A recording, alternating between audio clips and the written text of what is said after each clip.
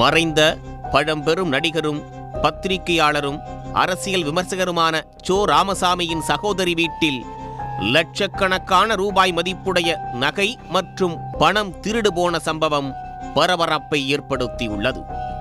இது தொடர்பாக சென்னை அபிராமபுரம் காவல் நிலையத்தில் புகார் அளிக்கப்பட்டது. இந்த புகார் தொடர்பாக மறைந்த சோ ராமசாமியின் சகோதரி மாயா மோகனின் ராஜா அண்ணாமலைபுர வீட்டில் போலீசார் விசாரணை மேற்கொண்டனர். புகாரில் கடந்த ஆகஸ்ட் 11ஆம் தேதியன்று சொந்த ஊரான ராசிபுரத்திற்கு சென்றதாக தெரிவித்துள்ளார். மீண்டும் கடந்த 16ஆம் தேதி ஊரிலிருந்து வந்து வீட்டில் உள்ள பீரோவை திறப்பதற்கு பீரோவின் மேல் வைக்கப்பட்டிருந்த சாவியை தேடும் போது காணவில்லை என தெரிவித்துள்ளார். பிறகு பூட்டு சாவி பழுது நீக்கம் செய்பவரை வரவைத்து பீரோவை உடைத்து பார்த்தபோது 20 சவரன் நகை, 5 கிலோ வெள்ளிப் பொருட்கள், 17,000 ரூபாய் ரொக்க பணம் ஆகியவை திருடு போயிருந்ததை அறிந்து மாயாமோகன் அதிர்ச்சியடைந்துள்ளார். இந்த புகார் தொடர்பாக போலீசார் நடத்திய விசாரணையில் அவரது வீட்டில் வேலை பார்க்கும் அதே பகுதியைச் சேர்ந்த மரிய மகேஸ்வரி என்பவர் மீது போலீசாருக்கு சந்தேகம் ஏற்பட்டது. சந்தேகத்தின் பேரில் வீட்டு பணிப்பெண் மரிய மகேஸ்வரியை பிடித்து விசாரித்த போது தனது தோழியோடு சேர்ந்து திருடியதை அவர் ஒப்புக்கொண்டார். அதன் பேரில் மரிய மகேஸ்வரி, நித்யா சுப்பராயன் ஆகிய 2 பேரை போலீசார் கைது செய்தனர். மகள் போல நடத்திய வீட்டில் திருடியது ஏன் என போலீசார் விசாரித்த போது திடுக்கிடும் தகவல் வெளியாகியுள்ளது. இந்த பணம், நகை திருட்டிற்கு மூளையாக மற்றொரு பெண் இருந்தது தெரிய வந்துள்ளது. இதில் தொடர்புடைய மயிலாப்பூர் லாலா தோட்டத்தைச் சேர்ந்த தேவி என்பவரை போலீசார் தேட ஆரம்பித்தனர். திருடப்பட்ட நகையை அடகு வைத்து 6 லட்சம் ரூபாய் பணத்தோடு அவர் தலைமறைவாகியுள்ளார். மேலும் விசாரணையில் கைதான மரிய மகேஸ்வரியின் தாயார் 20 ஆண்டுகளுக்கு மேலாக மாயாவின் வீட்டில் வேலை பார்த்து வந்துள்ளார். கடந்த 4 ஆண்டுகளுக்கு முன்பு அவருக்கு உடல்நலக்குறைவு ஏற்படவே தனது மகள் மரிய மகேஸ்வரியை வேலைக்கு சேர்த்து விட்டுள்ளார்.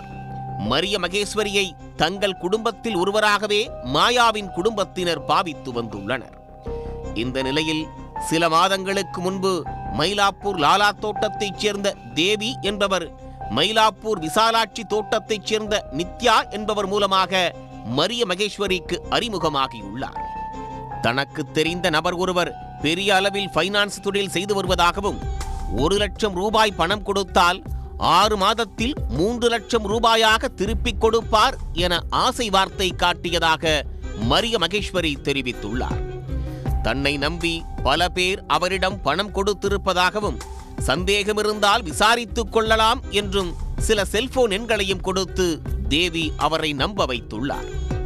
இதனை கேட்டு பணம் சம்பாதிக்க ஆசை வந்ததாகவும், ஆனால் தன்னிடம் பணம் எதுவும் இல்லை என்று தேவியிடம் கூறியதாகவும் தெரிவித்துள்ளார்.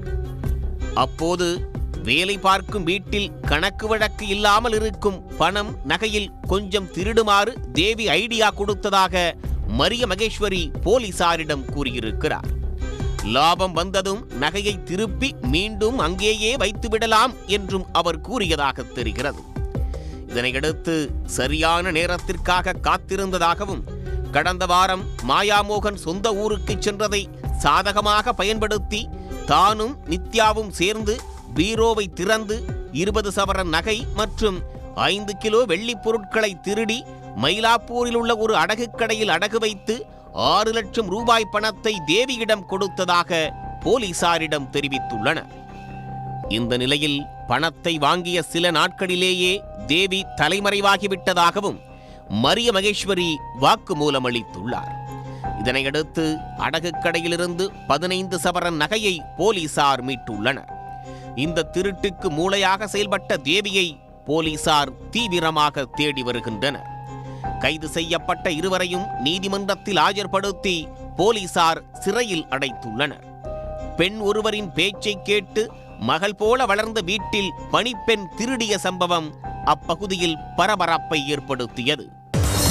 உள்ளூர் செய்திகள் முதல் உலக செய்திகள் வரை உங்களை சுற்றி நடக்கும் எல்லா செய்திகளையும் நொடிக்கு நொடி அறிந்து கொள்ள சன் நியூஸ் வாட்ஸ்அப் சேனலை ஃபாலோ செய்யுங்கள்.